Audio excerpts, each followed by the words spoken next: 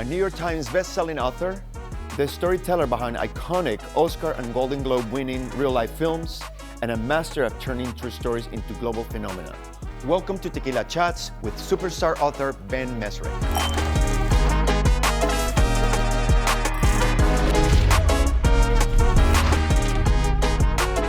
Ben, welcome to Tequila Chats. Thank you so much. Thank you very much for doing this. I'm happy to. I know how busy you are. I know you have more important things to be doing than Nothing sitting here more with me. important. Nothing more you are the important. best. Thank you.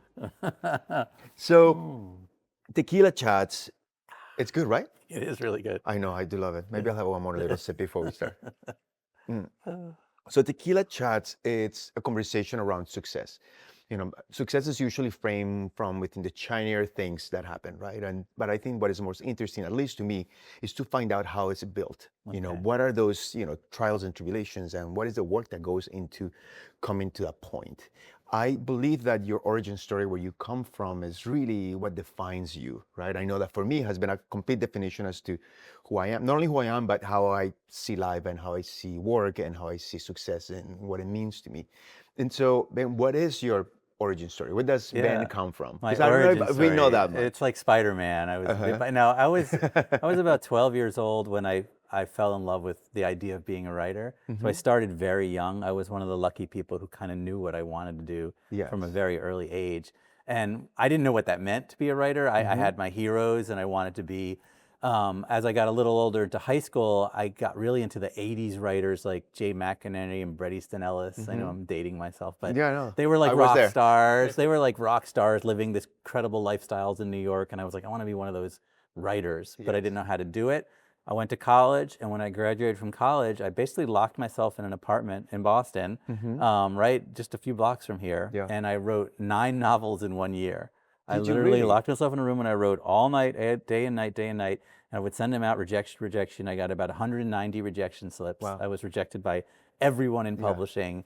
I was broke. I was in an apartment just that I couldn't afford, writing.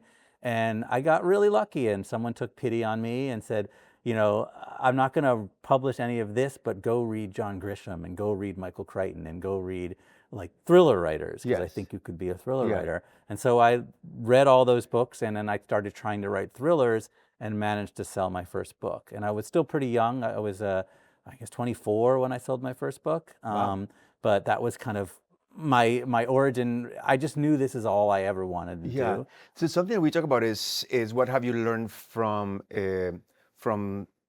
challenges. I call them failures, but they're really not failures. It's just challenges. It seems like rejection. I think rejection. Is in the order. You have to embrace field. rejection. I think you have to. The most romantic part of my life and career was when I was being rejected by everything. And let's say I was very familiar with rejection. I was a very bad athlete. I was not good at anything when I was in high school, and so I had been turned down by lots of people over the years. And when I got to that point in my career, I knew that rejection was the wall you had to get through. So I actually started to look forward to getting rejected. So I think you build yourself up in a career like in the arts by being willing to sort of accept failure after failure after failure after failure. Really you can't let it stop you. No, you cannot. I don't know if you knew this. I was an actor in my previous life. Oh, is that right? And so I went through rejection on a regular basis, and I remember thinking to myself, if I knew that after 100 auditions I was going to get a role, I'm going to rush and do this 100, this 100 auditions so I can get the job and pay the bills. But I think it, just like you said, is something that has informed what I do right now. And so in real estate, rejection is also part of what we do. Sure. Right? But rejection just feels very, very, very, very different. I mean, and the other thing I think you learn quickly is you need to pivot. You have to be smart enough to understand that not everything is for everyone, and maybe I'm writing something that no one wants, right? And you have to figure out, how do I write something that people actually want to read? Because I talk to high school kids all the time, and a lot of them want to write the great piece of literature or this and that, and I think that's a wonderful thing to do, but you have to keep in mind, people have to want to read what you're writing. You're not just doing it for yourself. So if you want to do it for yourself, go do it for yourself. If you want to do it as a career, you have to find the way that you can do it that other people will also want. And that's a tricky thing. You have to find the voice that is both commercial and literary, something right in the middle. How do you do that? How do you look at a character, a situation, and you said, I want to write about this. This makes sense to me. I mean, how I choose my stories essentially is, first of all, they have to be exciting. It has to be something that day to day, I'm a pretty boring person. I sit in a room and I write. And I live vicariously through the characters that I write about. So I need to find someone who is doing something that I couldn't do, something fascinating, something that is bigger, larger than life, like huge, like people like, Mark Zuckerberg, hate him or love him. Big, big stories, the Winklevi or whatever it is I'm writing. It's about someone who's larger than life, and sort of you live through the stories. So that's number one. Number two, I want it to take me to exotic locales, places that are cool to go to. I don't want to, write about things that aren't fun to write about. So Vegas is fun, Miami is fun. Wherever you choose your stories, you're going to get to go. So part of it is I live my stories as I write them. So I follow the people that I'm writing about around. So I get to go to incredible places, and it's fun if it's a fun place to go. So it's partly selfish, and partly I know audiences like to read about things that are exciting. And what is fun. actually happening in real life, right? And real life stories are kind of my bread and butter. You want a story that is big, but also not everyone knows. And that's tricky. You need a story that's like the biggest news in the world, but somehow people haven't found that story yet. And that's what you're always looking for, is that next thing that no one has told yet. But listen, your success speaks for itself, right? You have, what is it, over 6 million I have a lot of books sold, which is people. I'm known mostly for the movies. So the Social you have Network, multiple Dumb Oscars, Money, Golden 21, Globes, all that stuff. So when you pick that story, you pick that character to kind of like write about. As you immerse yourself into that story, what have you learned from these people? Oh gosh! Because First of all, these are immensely successful people. Right? I think that number one, you have to be comfortable with risk. I think that nobody I've ever written about gets lucky. They put themselves in the position by taking enormous risks, either with their life. They do something that is not on the beaten path, and it could fail spectacularly, but somehow they succeed. And I think that's number one, is the willingness to accept risk in your life. You think it's fearlessness in many ways, or? A lot of them are fearful, though. It's interesting. Like a lot of them are terrified, but still they're willing to put themselves in a position that makes them terrified, rather than just accept a simple life. That's interesting. And in my life, I don't feel that I am that way. I'm terrified of risk, but I've chosen a career which is incredibly risky. So I can live with this level of anxiety that's always there, but somehow I'm able to work through it. And I think a lot of the characters I write about do that. They commit to the they know fear. that this is the one and only thing that they're really meant to do, and they're willing to do it even if everything fails and they end up. There's a clarity as to their purpose. Clarity of purpose. I think the greatest sort of gift you can have in life is to be born, or come very close to be born, knowing what it is you want to do. And I think most people don't, but I think if you're lucky enough to find the thing you love, it makes the world easy. You just go for that thing. And for me, it was writing. For the people I write about, it's something else. I just wrote a story about chess, and it's about these prodigies in chess doing these incredible things.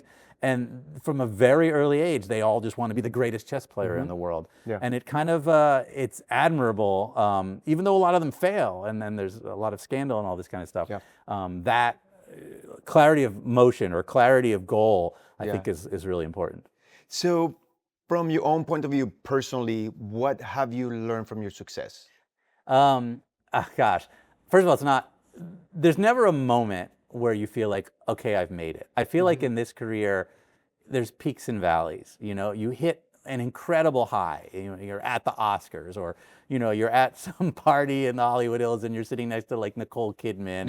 You're like, this is an incredible moment in my life. But then a year later, you can be getting rejections again. There's never what am I writing about? What is happening? The stories are gone or whatever, and the industry changes overnight. I mean, if you look at what Hollywood, when I started out, big movies were everything. Everyone went to the movies. Now nobody goes to the movies, and everyone watches at home on Netflix. The stories are still out there, and it's still a great way to tell stories, but the situation changes every year. So there's never a moment where you sit back and you say, okay, I'm done, I'm there.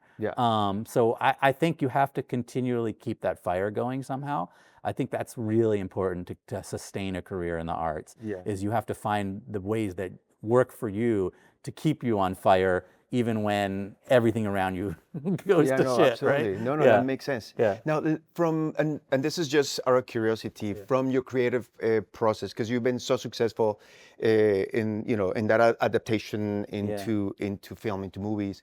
Is that something that is part of your creative process when you are writing, when you're mucking up all these stories? Is that something that is like in the back of your head, No, it's or in the you're front of my head. So from the very beginning, I've never wanted to just write books. My goal has been to have big movies, to got have it? television shows. So this is So when I purposeful. find a story, I actually do it a little bit different than most writers. I write a 10-page treatment. I take it out to Hollywood first. Yeah. I try and sell the movie. I sell a movie or a television show with some actor attached, usually a writer attached, a director attached. Then I sell the book. Yeah. I won't even write the book if I haven't sold a movie. Oh, So that then I makes write the book while we're developing the movie at the same time. The book comes out, it's kind of a platform to something much bigger, which is, a movie or a television show. So I've always thought of my books as movies, as Yes. platforms to be something in Hollywood.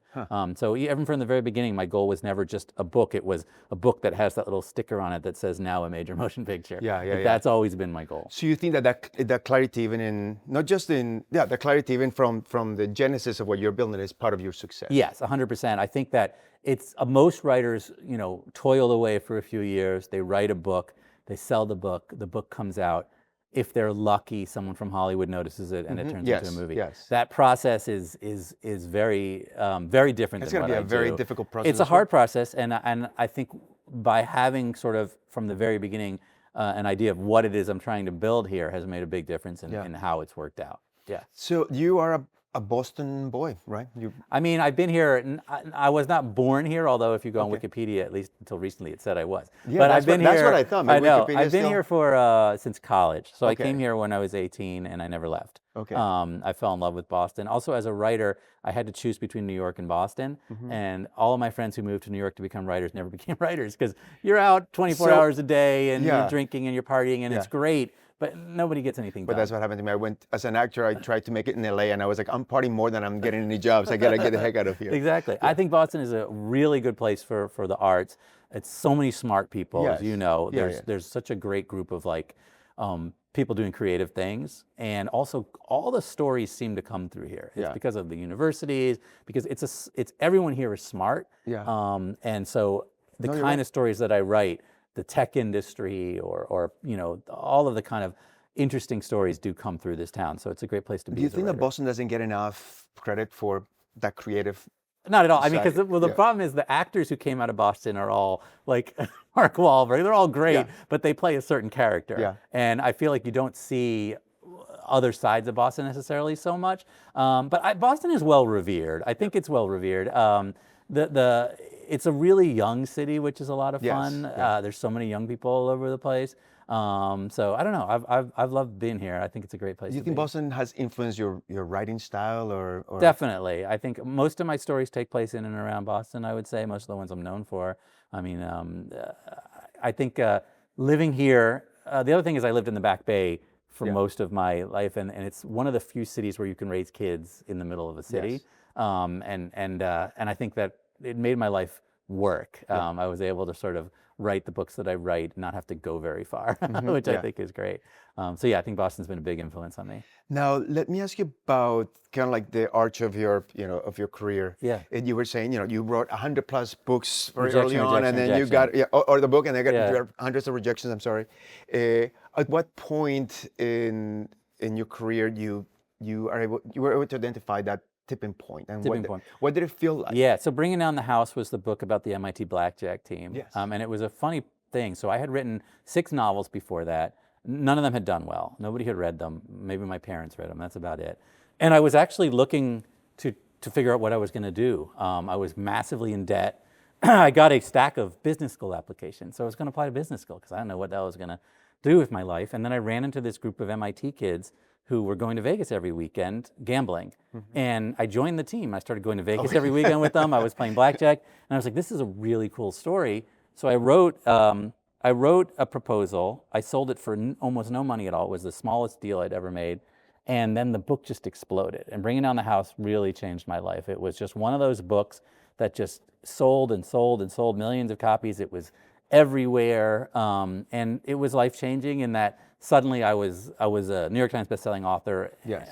But what's interesting is that was just a pivot point. I thought it was like, I'm here. That was it, yeah. But the reality was it was just a step, and then a few years later came The Social Network. And The Social Network was just this crazy situation where it came out of nowhere as well, and just became such a big movie. And so that was another great moment. And so, like I said, there's peaks and peaks and peaks and peaks. There's never a point where you're like, okay, I'm done. Yeah. But I do think Bringing Down the House was the big. That's the big. That was tipping point. my break, I guess. What do your tipping points feel like? Because I know mine. I know Yeah. there are some moments, and I said to my team, I'm feeling this is the Right. moment in which things are going to shift. Well, the problem is, and you probably see this too, is that you don't necessarily, for me anyways, take the time to enjoy those moments. The problem is they go so fast, Yes. and suddenly They you just look happen, back and yeah. you realize, shoot, I should have really been more present for that moment in my life, because that was just crazy. Yeah. So I'm trying to be much more careful now in my life when something great happens career-wise,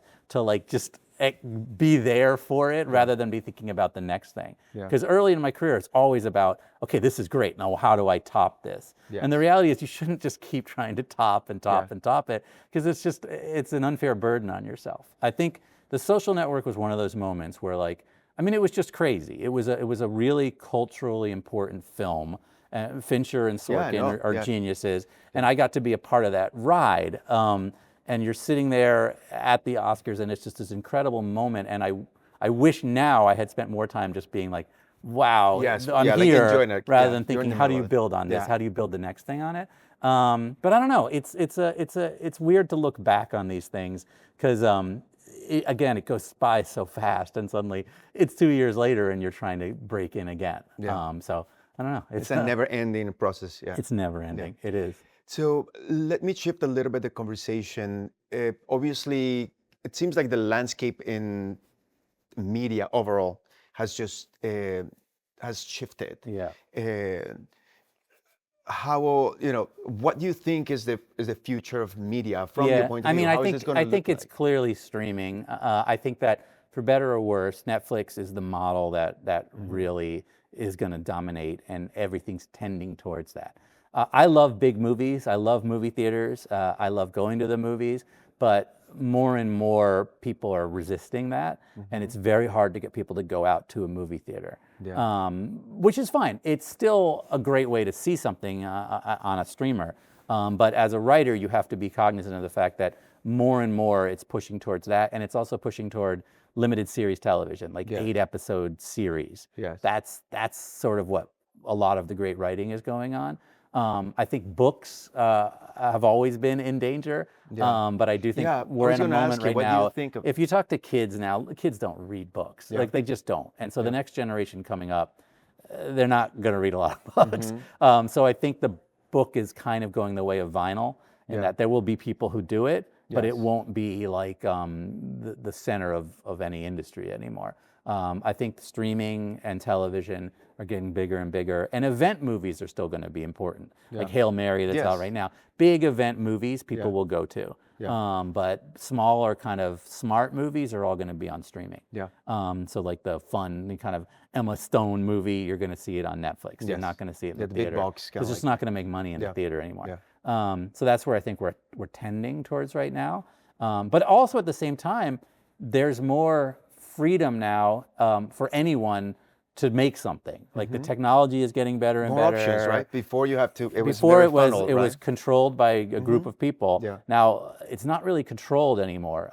It's hard to reach a big market, but anyone can make a film. There are right more now. options to right. do it, yes. So I don't know. I think it's going to be a golden age for people who have great stories to tell. But I think the financial side of it is going to be much trickier to navigate. It's just going to be. I don't know what the future is. If I were a starting out writer today, I would definitely be focusing on television and streaming and telling stories in that format. In which ways do you think AI might have an effect on your?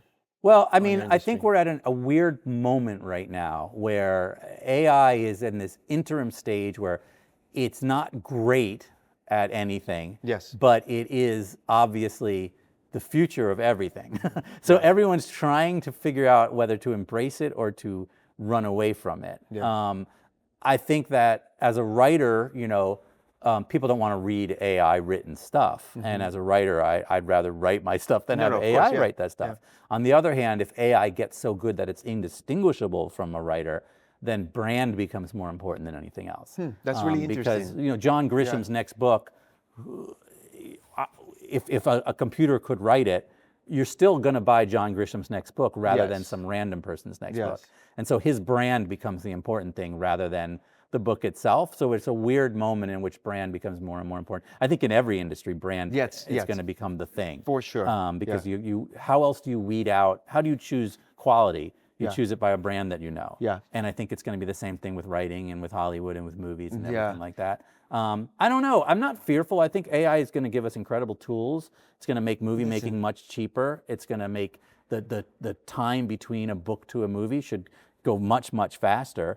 But I think that it is going to definitely take a lot of jobs away, and it's going to sort of bring it down to a small thing with the AI is that people. it's not going to go because it's not a tool. When you look at it as a utility, right?